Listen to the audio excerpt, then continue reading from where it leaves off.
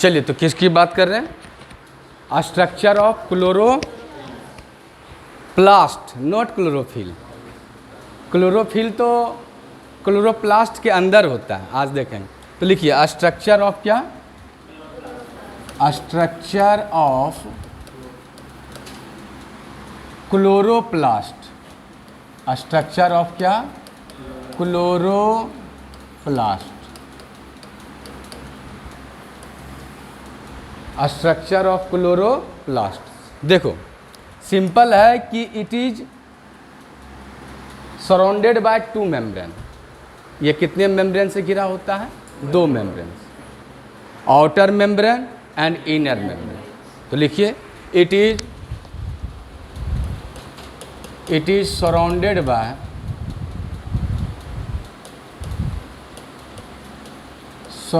Bye double membrane. निश्चित रूप से डबल मेम्ब्रेन से घिरा होता है। इसमें एक होता है आउटर मेम्ब्रेन। ये जो आउटर मेम्ब्रेन होता है क्लोरोप्लास्ट का, ये आपका मोर परमिएबल होता है। मोर परमिएबल का मतलब ज़्यादा से ज़्यादा इसके अंदर क्या जा सकता है? मॉलिक्यूल्स, लार्ज मॉलिक्यूल्स और स्मॉल मॉलिक्यूल्स इसमें ज़्यादा से ज़्यादा जा सकता है। तो ये आउटर मेम्ब्रेन है मोर परमिएबल। और दूसरा क्या है बोलिए तो? Inner membrane. और इनर मेम्ब्रेन होता है लेस परमिएबल। लेस परमिएबल या इसको लेस सेलेक्टिव परमिएबल कह सकते हैं। ये जनरली क्या होता है आपका? ये होता है आपका सेलेक्टिव परमिएबल। सीधी सी बात हुई। सेलेक्टिव परमिएबल का मतलब समझ रहे हो ना, कि सेलेक्ट करके अंदर ले जाएगा। और दूसरा है space between outer and inner, outer and inner membrane is called periplastidal space, is called periplastidal space।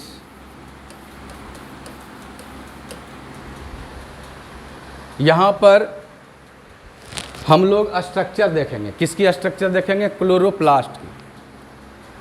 Chloroplast वही है ऑर्गेनेल जो कि किस में पाया जाता है? आपका प्लांट में पाया जाता है और यूग्लेना में पाया जाता है।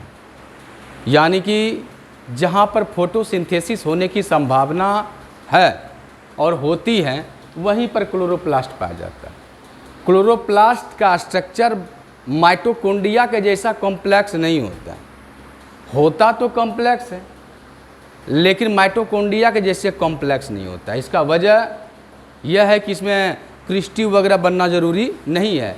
इसके अंदर जो है मेम्ब्रेनस स्ट्रक्चर होता है। किसके अंदर?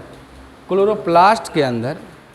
और वो क्लोरोप्लास्ट के अंदर कैसा होता है स्ट्रक्चर, ये चीज़ को हम लोगों को देखना है। तो अब अगर स्ट्रक्चर की बात करें तो आप कैसे स्ट्रक्चर बनाएंगे? तो लेंस शेप्ड बनाइए। लेंस शेप का मतलब समझ रहे हैं ना?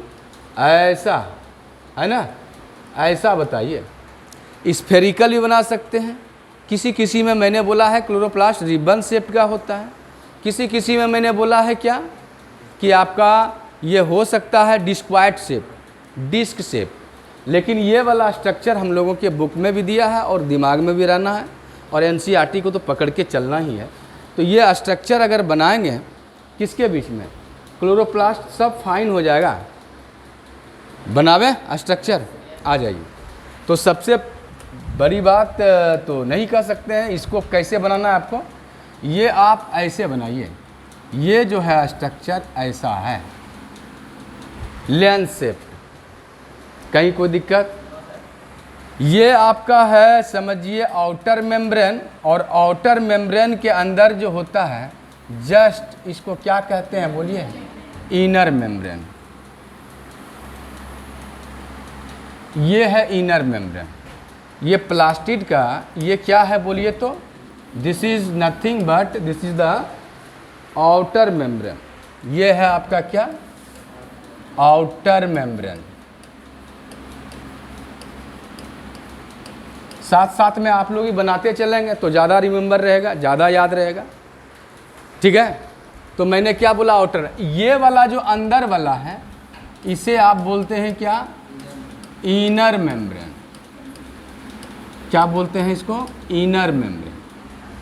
और दोनों के बीच में जो जगह है, ये जो जगह दिखाई दे रहा है, दोनों के बीच में, दोनों मेम्ब्रेन के बीच में जो जगह है इसको कहते हैं पेरीप्लास्टिडल स्पेस। इसको क्या बोलते हैं आप, पेरीप्लास्टिडल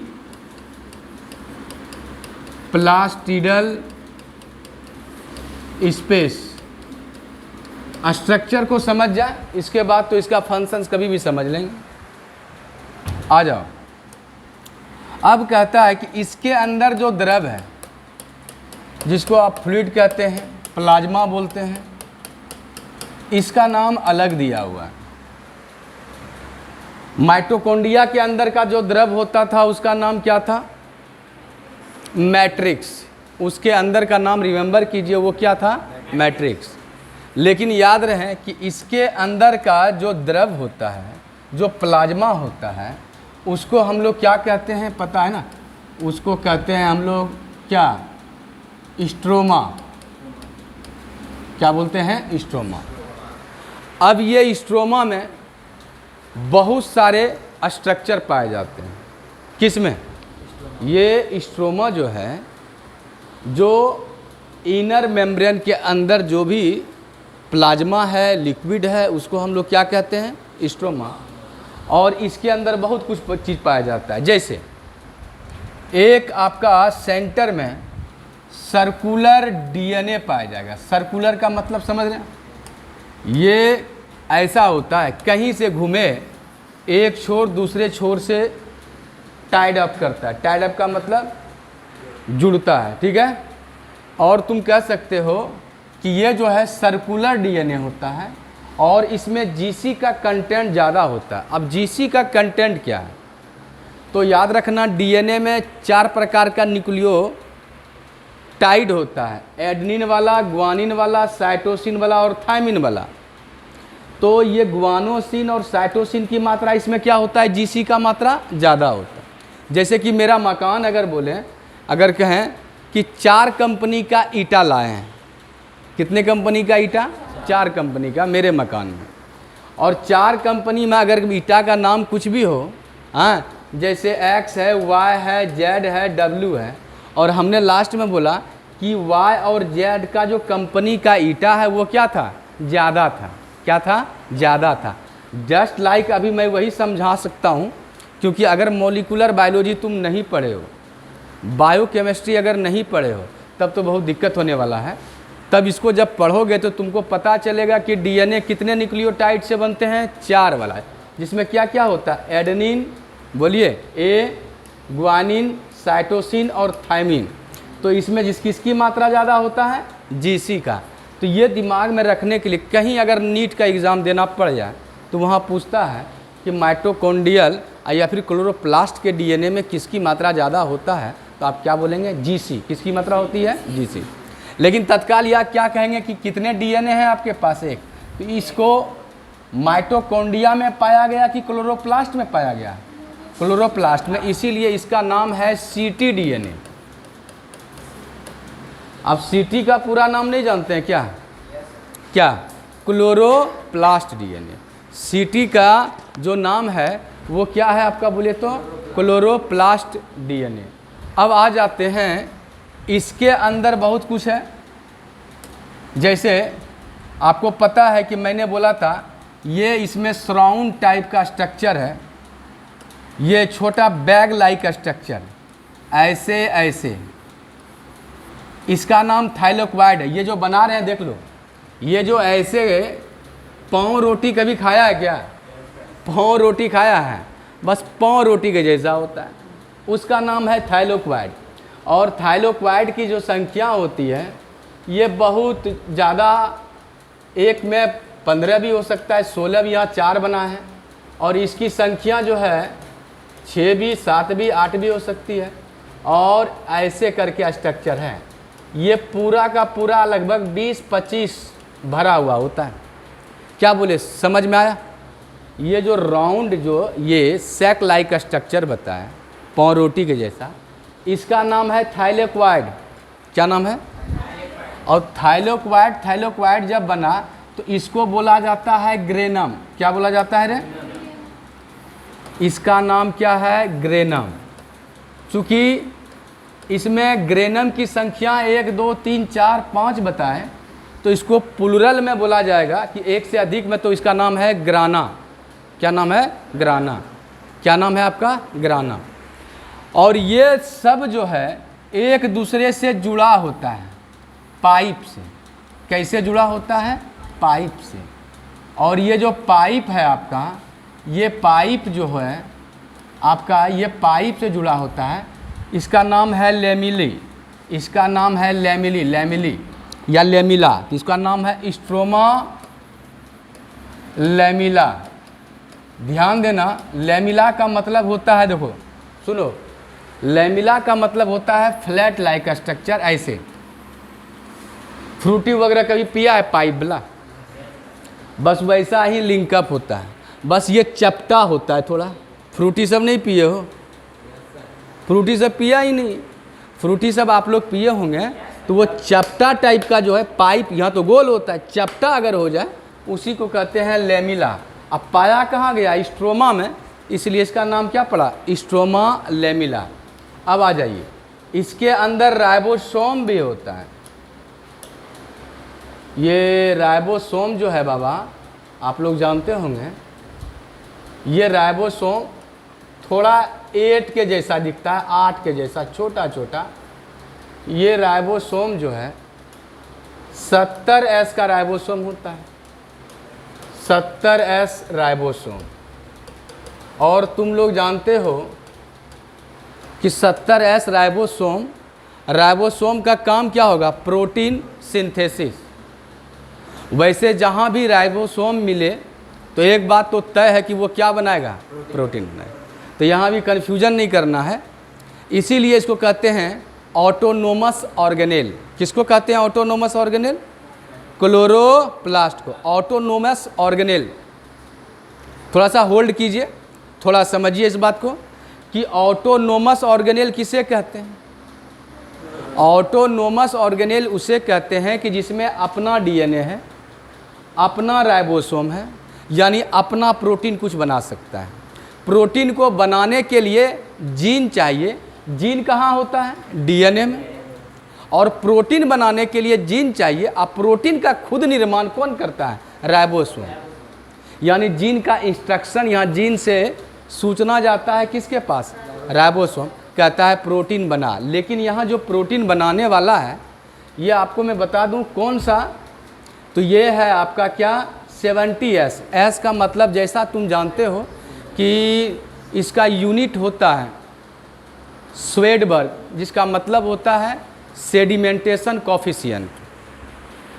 सेडिमेंटेशन कॉफिशिएंट क्या मानता है कि इसका जो है साइज, और इसका शेप और साइज कितना बड़ा है, हाँ, इसका डेंसिटी कितना है, ये सबको मेजर करने वाला कौन है आपका? एस का मतलब स्वेडबर्ग। अरे भाई, जिन्होंने खोज किया था ना, उन्हीं के नाम से पढ़ा। याद है तुम लोग फिजिक्स में पढ़ते हो फोर्स। क्या पढ़ते हो? बोले ना, फोर्स को अच्छी तरह से डील कौन किया था? न्यूटन। तो उन्हीं के नाम से कहते हैं न्यूटन। और तुम लोगों को याद होगा कि न्यूटन बगीचे में बैठा था। जैसा कि हम फिजिक्स तो भाई आप लोग के इतना हो सकता है अभी नहीं हो, एक समय था, मीडियम था, ठीक ठाक था, कई साल हो गए। तो वहाँ पर बैठा हुआ था बगीचे में कौन? न्यूटन। तो उस पर एक क्या मिला? गिरा, सेब गिरा। तो उन्होंने सोचा कि भाई नीचे ही क्यों, ऊपर क्यों नहीं गया। तो उन्होंने ग्रेविटेशन का नियम दिया, कई लॉज दिए फिजिक्स में।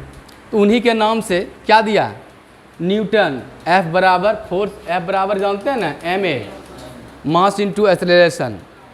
और जब इसके मास और एक्सेलरेशन को देते हैं तो जितना आता है, जैसे 10 आया तो क्या लगा दिए n, तो उनके नाम से दिया ना भाई, उनका इज्जत किया ना।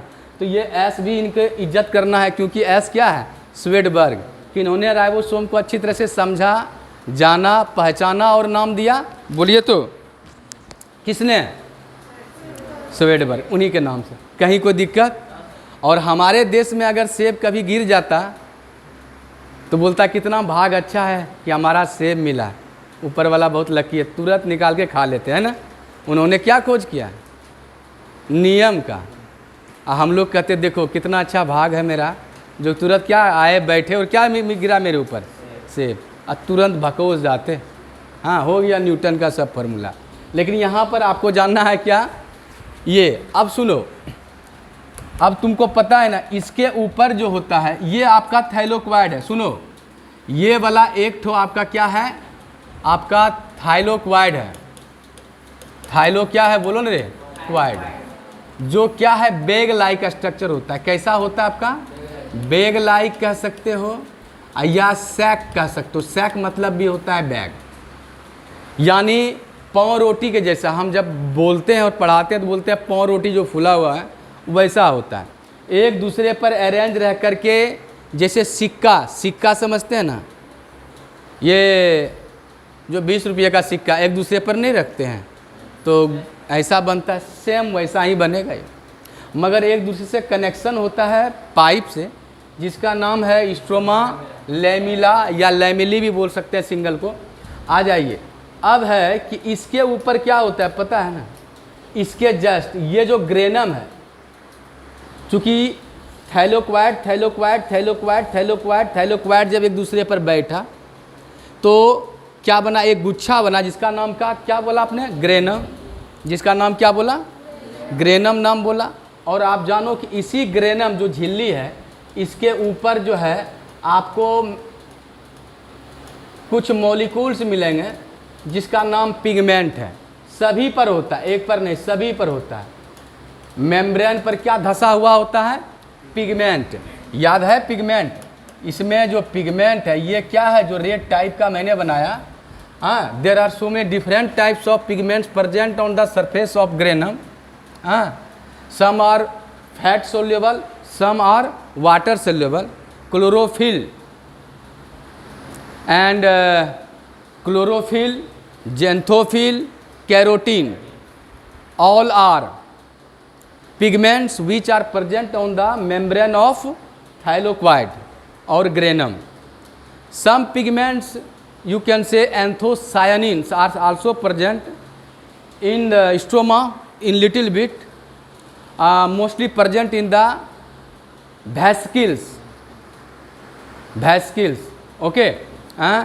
जो सबसे बड़ा होता है, जिसको आप बोलते थे कि सबसे बड़ा जो वेसिकल्स होते हैं किस में होता है, जिसको वैक्यूल बोलते हैं। क्या बोलते हैं, वैक्यूल। किस में होता है, प्लांट में।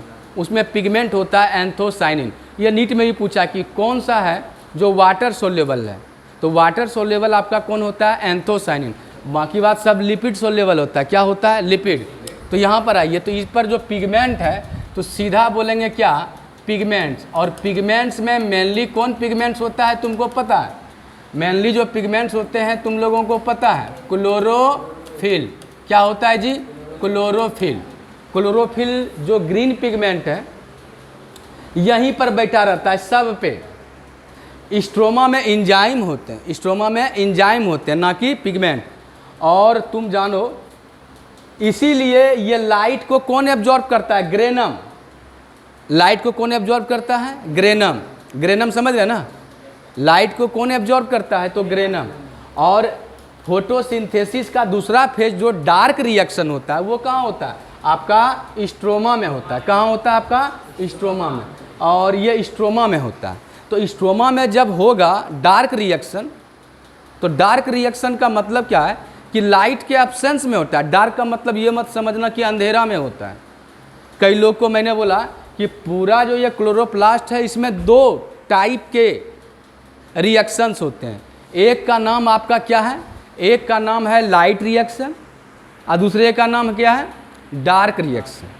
एक का नाम क्या है? लाइट रिएक्शन, दूसरे का नाम है, तो लाइट रिएक्शन कहाँ होगा? लाइट रिएक्शन कहाँ होगा? ग्रेनम में। और डार्क रिएक्शन कहाँ होगा आपका? स्ट्रोमा। लाइट रिएक्शन में आपका एटीपी बनेगा, NADPH2 बनेगा, जो फोटोसिंथेसिस में देखेंगे, क्योंकि फोटोसिंथेसिस का ये हिस्सा है। लेकिन इतना जानिए कि स्ट्रोमा में आपका क्या बनता है? कार्बोहाइड्रेट, मतलब सुक्रोज, यानी कह सकते हैं ग्लूकोज, ग्लिसरॉल्डिहाइड, ये ग्लूकोज का छोटा छोटा रूप है, यही सब बनता है। तो यहाँ सब बनेगा तो आपका, इसका मतलब इसमें स्टार्च बनेगा, तो स्टार्च बनेगा तो कहीं कहीं आपको क्या दिखेगा? स्टार्च भी दिखेगा। क्या दिखेगा आपको? बोलो ना रे, आप लोग बोल सकते हैं स्टार्च ग्रेन्यूल, क्योंकि जब स्टार्च कहाँ बनता है आपका? स्टार्च कहाँ बनता है? कुछ फैट भी दिखते हैं, कुछ इसमें RNA भी दिखते हैं, क्योंकि जहाँ DNA है वहाँ पर आपको कुछ न कुछ RNA तो होगा ही, क्योंकि DNA से ही क्या बनता है आपका? RNA। मोस्टली 3 प्रकार के RNA होते हैं, जो आपको कहाँ पढ़ना है? आपको मॉलिक्यूलर बायोलॉजी में पढ़ना है, जेनेटिक्स में पढ़ना है।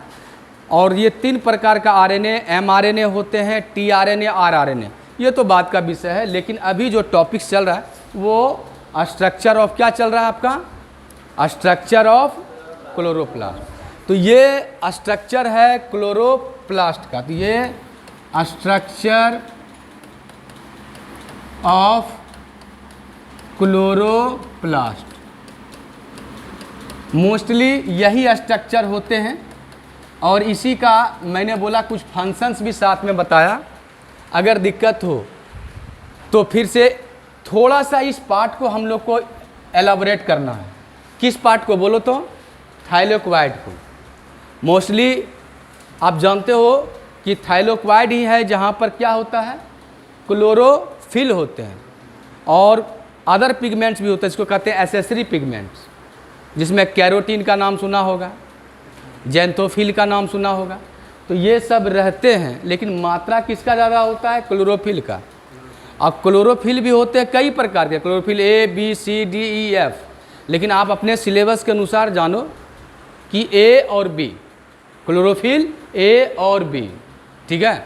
तो इसकी मात्रा ज़्यादा होता है। और लाइट को कौन एब्जॉर्ब करता है? क्लोरोफिल। और लाइट को एब्जॉर्ब करके क्या बनाता है आपका? ATP और NADPH2, जो कि डार्क रिएक्शन में काम करता है। क्या करता है? Dark reaction. तो in the chloroplast photosynthesis process occurs. In the photosynthesis there are 2 main events, that is called light reaction, which occur on the presence of light, and those lights absorbed by chlorophylls and other pigments which are present on thylakoid or granum. And there are several specific enzymes which are present in the stroma that help in the dark reaction. Dark reactions, you know about that. In the absence of light, this reaction occurs. It is discovered by Kelvin, so it is also called Kelvin cycle. तुम लोग 10th में पढ़ा होगा, 9th में पढ़ा होगा, Calvin cycle नहीं पढ़ा? क्रेब्स साइकिल होता है माइटोकॉन्ड्रिया में। केल्विन जो साइंटिस्ट थे, उन्होंने डार्क रिएक्शन को खोज किया था। वो कहाँ पाया जाता है आपका? वो पाया जाता है स्ट्रोमा में। कुल मिला के बस इतना ही भाषा समझना है कि फोटोसिंथेसिस की प्रक्रिया कहाँ होती है? क्लोरोप्लास्ट में। और फोटोसिंथेसिस में कितने फेज होते हैं? 2। एक का नाम है लाइट फेज और दूसरे का नाम है डार्क फेज। कहीं को दिक्कत? और ये पूरा का पूरा प्रोसेस है, आउटर मेम्ब्रेन, इनर मेम्ब्रेन। फिर मैंने क्या बोला? इसके बीच का जो जगह है इसका नाम क्या है? पेरीप्लास्टिडल स्पेस। इसके अंदर का जो द्रव है उसको क्या बोलते हैं? स्ट्रोमा। और स्ट्रोमा में बैग लाइक स्ट्रक्चर बहुत सारा होते हैं, उसको क्या बोलते हैं? थाइलेकोइड। और थाइलेकोइड एक के ऊपर एक के ऊपर एक के ऊपर बैग लाइक स्ट्रक्चर जो है एक दूसरे पर बैठा रहता है, जैसे सिक्के को। हाँ, सोना का सिक्का, चांदी का सिक्का है? अरे पीतल का सिक्का भाई, हम लोग के पास जो रहता है, सोना का सिक्का हम लोग के पास का है। हाँ, समझ गया? तो एक दूसरे पर जब रहे तो उसको कहते हैं ना कि एक क्वाइल बोलते हैं, हाँ, सिक्के का। उसी तरह से थाइलोक्वाइड एक दूसरे से जुड़ा होता है, जिसको ग्रेनम बोले। ग्रेनम की संख्या बहुत ज़्यादा है, इसको ग्राना भी बोल सकते हैं। एक ग्रेनम दूसरे ग्रेनम से क्या है, स्ट्रोमा लैमिला से जुड़ा होता है। इस लैमिला पर भी पिगमेंट होता है जो क्या एब्जॉर्ब कर सकता है, लाइट। कुल मिलाकर के एक ऐसा सिस्टम बनाया है जो लाइट को एब्जॉर्ब करे, और लाइट को एब्जॉर्ब करके कौन रिएक्शन करे, डार्क की लाइट, डार्क, और डार्क में क्या होगा, स्टार्च बनेगा, कार्बोहाइड्रेट बनेगा। This is the structure of photosynthesis. But इसको जब बाहर निकालेंगे तो थोड़ा समझा दे रहे हैं, थोड़ा सा, इसको बनाना नहीं है, समझना है आपको कि ये जो आपका क्या था बोलिए तो, ये वाला, ये थाइलोक्वाइड था। ये थाइलोक्वाइड जो है ये सिंगल मेम्ब्रेन का होता है। कितने मेम्ब्रेन का, सिंगल मेम्ब्रेन।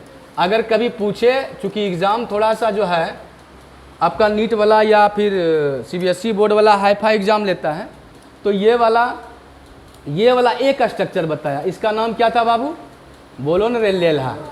आप लोग क्या कह सकते हैं इसको, थाइलोक्वाइड, क्या बोल सकते हैं।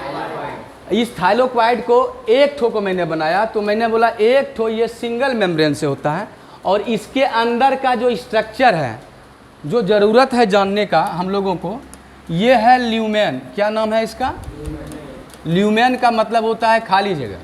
और ऐसे करके एक स्ट्रक्चर की कई स्ट्रक्चर हैं, ऐसे करके कई स्ट्रक्चर। और ये क्या बनाया आपका पता है, ये बनाया आपका ग्रेनम। फिगर का नाम अगर बोलें तो ये क्या बनाया आपका, ग्रेनम। ग्रेनम का मतलब तो समझ रहे हैं ना कि ये गुच्छा है, किसका गुच्छा है, थाइलोक्वाइड का। तो ये आपका एक ठो अगर बात करें तो ये क्या है आपका, बोलिए, क्या है, क्वाइड है। क्या है आपका, थाइलोक्वाइड। बोलिए, कहीं को दिक्कत है। और इसके अंदर का जगह को क्या बोलते हैं, ल्यूमेन। और ये सिंगल मेम्ब्रेन का होता है, और एक दूसरे से मान लिया जाए कि यहाँ पर भी एक है, कौन है, ये है ग्रेनम। तो एक दूसरे से कैसे जुड़ेगा, तो मैंने बोला था इसके बीच में एक फ्लैट पाइप होता है। क्या होता है आपका, पाइप।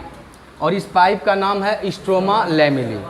और इसी के ऊपर आपका देखेंगे कि यहाँ पर क्या रहता है आपका, पिगमेंट। क्या रहता है, पिगमेंट। लेकिन एक चीज़ जानो, अगर तुम थोड़ा सा और ध्यान दोगे तो यहाँ एक दबा हुआ हिस्सा है, दोनों मेम्ब्रेन के बीच में दबा हुआ, उसका नाम है एप्रेस्ट रीजन। एप्रेस्ट का मतलब दबा हुआ।